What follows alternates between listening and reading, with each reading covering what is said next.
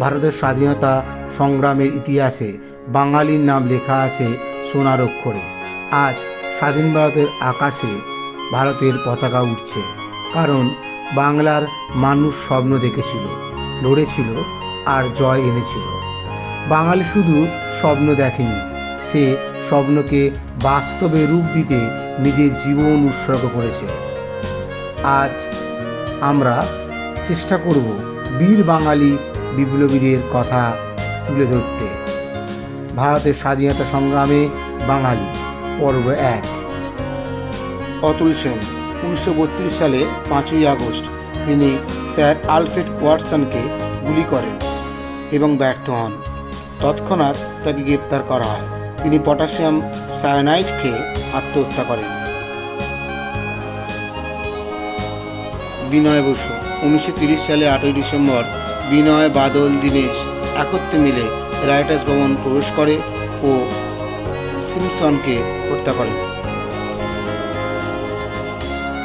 বীরেন দত্তগুপ্ত 1910 সালে 24শে ফেব্রুয়ারি বীরেন আলিপুর ষড়যন্ত্র মামলায় প্রধান তদন্তকারী deputy superintendent of police Shamsul আলমকে গুলি করে হত্যা করেন।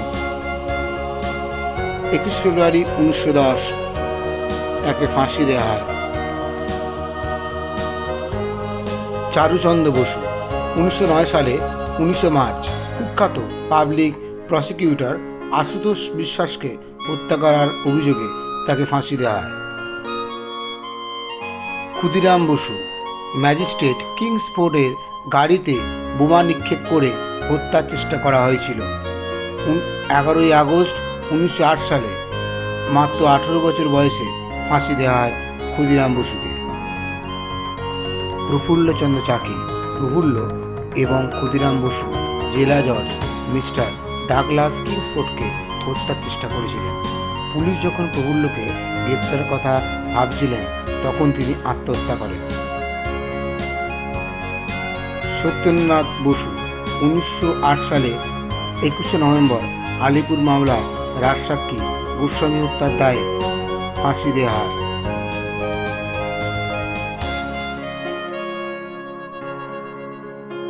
কানাইলাল দত্ত মুজাফফরপুর বোমা মামলায় প্রেসিডেন্সি জেলের ভেতরে বিশ্বাসঘাতক নরেন্দ্রনাথ গোস্বামীর হত্যাকাণ্ডে 1908 সালে 10ই নভেম্বর ফাঁসি দেওয়া হয়।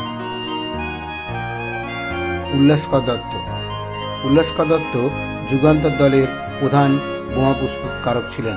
ক্ষুদিরাম বসু কুখ্যাত ম্যাজিস্ট্রেট কিংসফোর্ডকে হত্যার চেষ্টায় ব্যবহৃত বোমা উল্লাসকর তৈরি করেছিলেন।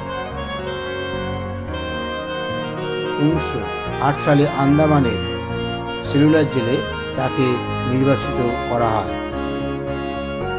নির্মল জীবন ঘোষ ম্যাজিস্ট্রেট বার্ককে হত্যার অভিযোগে 1934 সালে 26শে অক্টোবর তাকে ফাঁসি দেওয়া হয়। বাদল গুপ্ত তিনি 1930 সালে 8ই ডিসেম্বর কলকাতা সচিবালয় ভবন রাইটার্স বিল্ডিংয়ে কারা পরিদর্শক লেফটেন্যান্ট কর্নেল সিমসনকে গুলি করে হত্যা করেন। সঙ্গে ছিল বিনয় বসু ও দীনেশ গুপ্ত।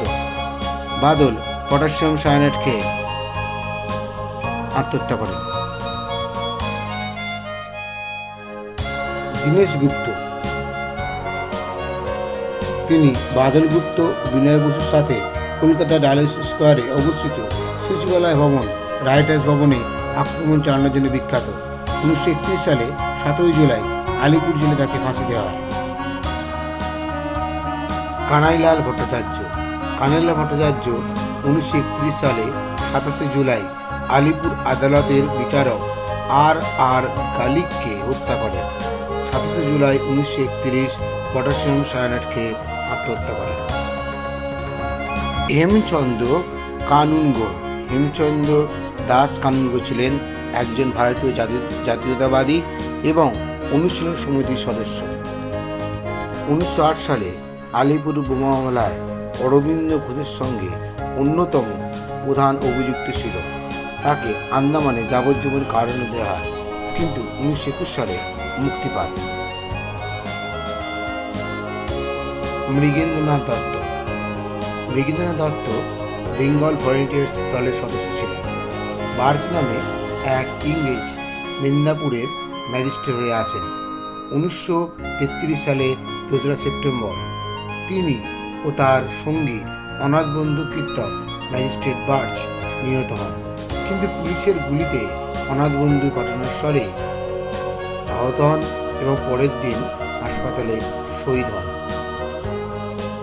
প্রভাংশু শেখর পাল। মেদিনীপুরের ম্যাজিস্ট্রেট রবার্ট ডাগলাসকে হত্যার জন্য যে দুজন আক্রমণ চালান তাদের মধ্যে অন্যতম ছিলেন ইনি। অনাথ বন্ধু পাঁচা একজন ভারতীয় বিপ্লবী এবং বেঙ্গল ভলেন্টিয়ার্সের সদস্য। 1933 সালে 2 সেপ্টেম্বর মেদিনীপুরের জেলা ম্যাজিস্ট্রেট বারকে গুলি করে হত্যা করেন এবং একজন দেহরক্ষীর হাতে তাৎক্ষণিকভাবে গুলিতে তিনি শহীদ হন। নির্মল জীবন ঘোষ ব্রিটিশ বিরোধী স্বাধীনতা আন্দোলনের অন্যতম সংগ্রামী।